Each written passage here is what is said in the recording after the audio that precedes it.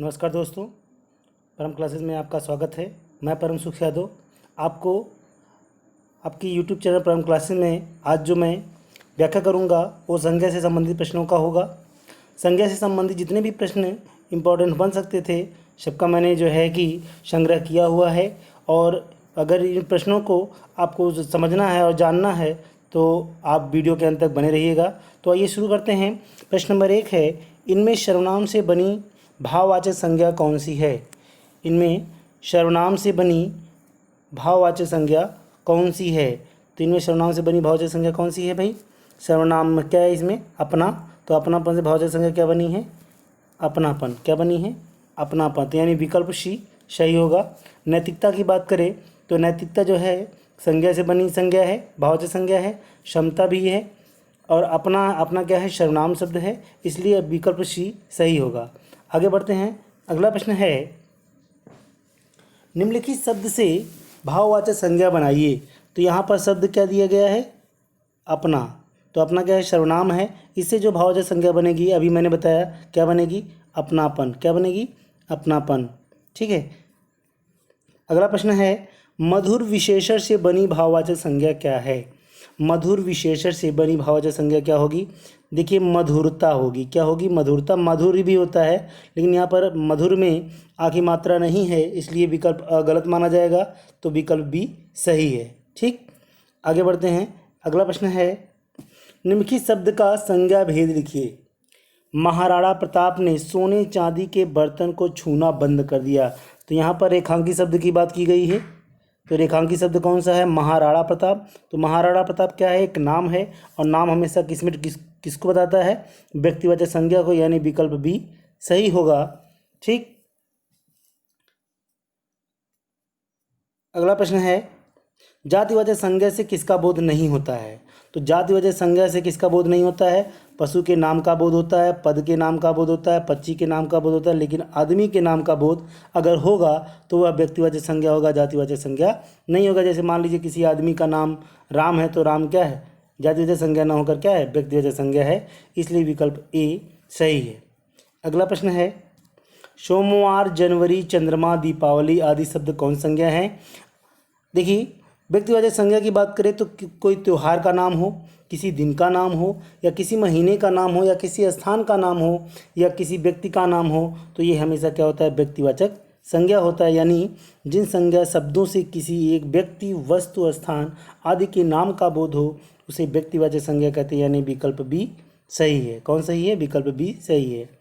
अगला प्रश्न है, निम्नलिखित में से कौन सी भाववाचक संज्ञा है? तो देखिए, भाववाचक संज्ञा भाव से पहचानी जाती है। यहाँ पर काया क्या है? विशेषण है। भारत क्या है? देश का नाम है।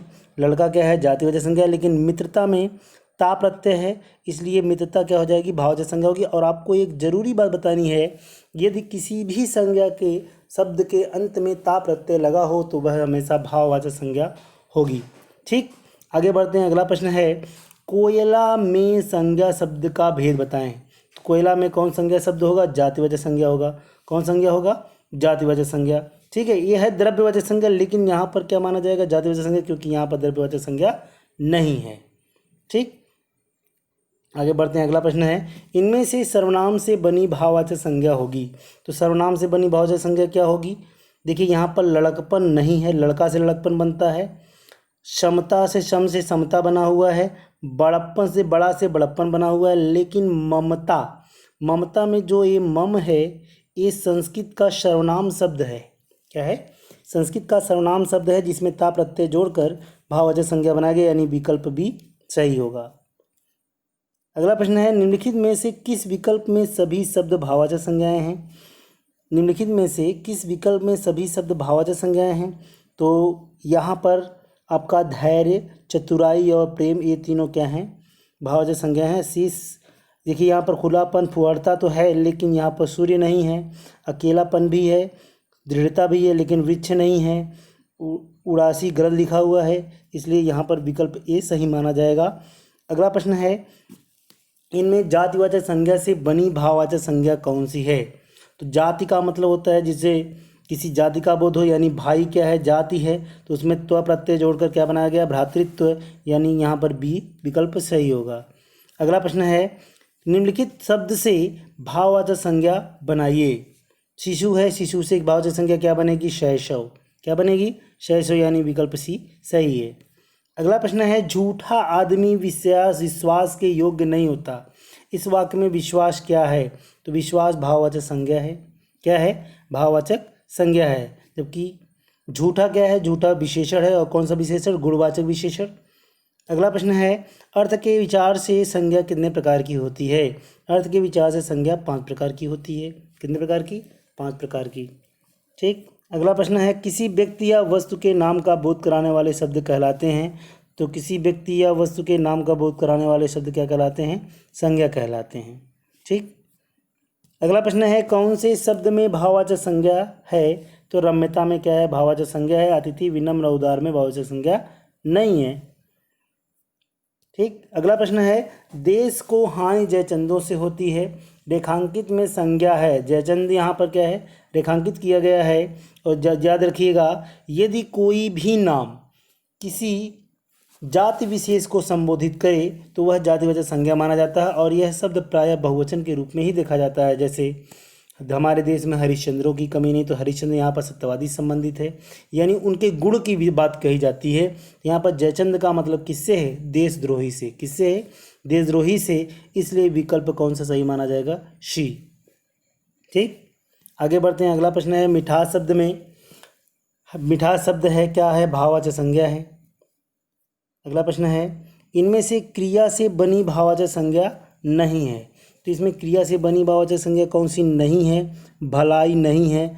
भलाई क्या है? भला शब्द, यानी कि विशेषण से बनी हुई भाववाचक संज्ञा है। इसलिए विकल्प बी सही है। अगला प्रश्न है, जातिवाचक संज्ञा से बनने वाली भाववाचक संज्ञा क्या है? तो जातिवाचक संज्ञा से बनने वाली भाववाचक संज्ञा क्या है? लड़कपन। क्या है? लड़कपन। लड़का क्या है? जातिवाचक संज्ञा है, इससे लड़कपन बना है, यानी कि विकल्प सी सही है। अगला प्रश्न है, कौन सा शब्द भाववाचक संज्ञा नहीं है? तो कौन शब्द भाववाचक संज्ञा नहीं है भाई? तो इसमें भाववाचक संज्ञा कौन सा नहीं है? घृणा भाववाचक संज्ञा है, सत्य है, स्नेह है, लेकिन नित्य जो है अव्यय शब्द है, इसलिए विकल्प डी सही है। अगला प्रश्न है, भीड़ शब्द में प्रयुक्त संज्ञा है। तो भीड़ शब्द में प्रयुक्त संज्ञा क्या है? भीड़ शब्द में समुदायवाचक संज्ञा है। कौन संज्ञा है? समुदायवाचक। केवल एक वचन का प्रयोग किस समुदायवाचक संज्ञा में किया जाएगा? भीड़ में। किसमें किया जाएगा? भीड़ में। भीड़ जो है तो जो है समूहवाचक संज्ञा, लेकिन इसका जब भी शब्द सेंटेंस बनेगा यानी वाक्य बनेगा तो क्रिया हमेशा एक वचन में प्रयोग की जाएगी। ठीक। अगला प्रश्न है, रेखांकित शब्द का संज्ञा भेद लिखिए। धरती सूरज के चारों ओर घूमती है। धरती यहाँ पर क्या है? व्यक्तिवाचक संज्ञा है। ठीक। अगला प्रश्न है, जिन शब्दों का रूप लिंग, वचन और कारक के आधार पर बदल जाता है कहलाते हैं विकारी शब्द। और अविकारी वे होते हैं जिन पर लिंग, वचन, कारक का प्रभाव नहीं पड़ता, जिन्हें अव्यय कहते हैं। क्या कहते हैं? जिन्हें अव्यय। अगला प्रश्न है, कौन सा प्रत्यय लगाने से मधुर विशेषण भाववाचक संज्ञा में परिवर्तित हो जाएगा? ता प्रत्यय। कौन सा प्रत्यय? ता प्रत्यय, यानी विकल्प डी सही है। अगला प्रश्न है, गांधीवाद, साम्यवाद, दुर्बलता, बुखार, ज्योति शब्दों में किस प्रकार की संज्ञा है? भाववाचक। कौन संज्ञा है? भाववाचक संज्ञा है। निम्नलिखित में से भाववाचक संज्ञा कौन सी है? शत्रुता है। ता प्रत्यय लगा हुआ इसलिए। मिठास, निडरता, भलाई, श्रेय, बुराई, मूर्खता शब्दों में किस प्रकार की संज्ञा है? भाववाचक संज्ञा है। इन विकल्प सी सही है। संज्ञा का तात्पर्य है, संज्ञा का तात्पर्य किससे है? नाम से है, धर्म से नहीं है। किससे है? धर्म से नहीं है। अलंकार का संबंध धर्म से होता है, अभी एग्जाम में पूछा था। ठीक। आज के लिए बस इतना ही। अब मिलते हैं अगले वीडियो में, तब तक के लिए नमस्कार।